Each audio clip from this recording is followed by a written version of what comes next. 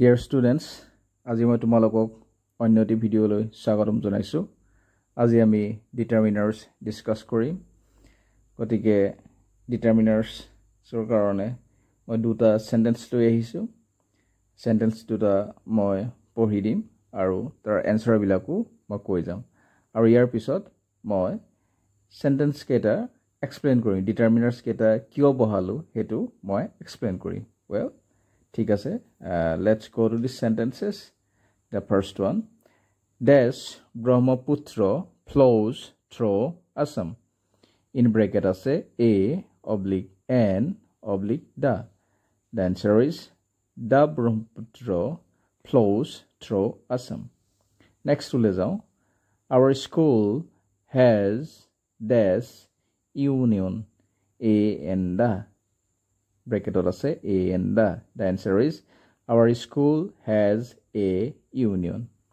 ঠিক আছে, আমি দিয়া প্ৰথমটো লৈ আহিছো। আমি কিয় আমি দা লিখিলো ব্ৰহ্মপুত্ৰৰ আগত হেতু আমি এটা আলোচনা কৰিম। পহিলা মই সেন্টেন্সটো এবাৰ পঢ়ি দিছো। Dash Brahmaputra flows through Assam. A/N/da. The answer is the Brahmaputra flows through Assam. আমি দা কিয় লিখিলো? যিবিলাক প্ৰসিদ্ধ নদী আছে, উদাহৰণস্বৰূপে দা গেংগেছ, দা যমুনা, দা বাৰাক, এনেকুৱা ধৰণৰ যিবিলাক প্ৰসিদ্ধ নদী আছে, সেই নদীবিলাকৰ নামৰ আগত দা আৰ্টিকলটো লিখা হয়। দাটোক ডেফিনিট আৰ্টিকল বুলি কোৱা হয়। আৰু দাটো হৈছে বা এন বা দাই হৈছে, এইবিলাক হৈছে সকলো ডিটাৰমিনাৰৰ অন্তৰ্গত।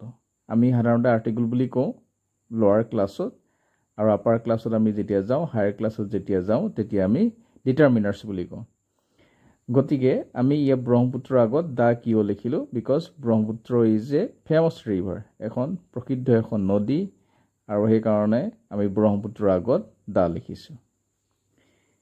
ঠিক আমি তাৰ পিছতলৈ আহিছো। Our school has dash union A/N/da. ইয়াত আমি এ লিখিছো। Our school has a union, কিন্তু কিয় লিখিছো? ইউনিয়নটোৰ আগত এখন বুজাবলৈ আমি এ ব্যৱহাৰ কৰিছো। যদি আমি ক'ব পাৰো যে ইউটো হৈছে এটা অৱেল বা ভাৱেল, স্বৰবৰ্ণ বা অৱেল আমি ক'ব পাৰো, কিন্তু ইউটোৰ যিটো প্ৰনাউন্সিয়েশ্যন বা যিটো সাউন্ড যিটো হৈছে, এই সাউন্ডটো কেনেদৰে হৈছে? হৰ্ষ ই, হৰ্ষ উ।